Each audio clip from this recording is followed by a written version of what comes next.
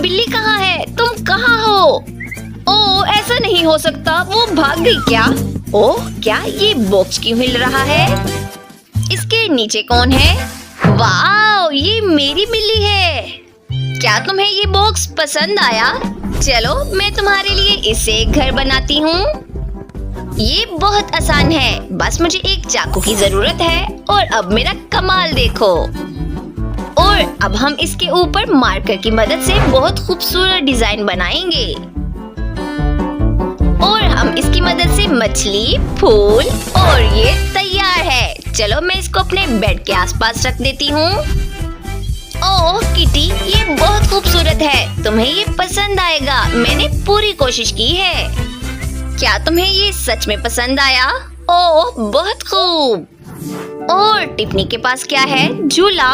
ओह मुझे जल्दी से कुछ सोचने दो।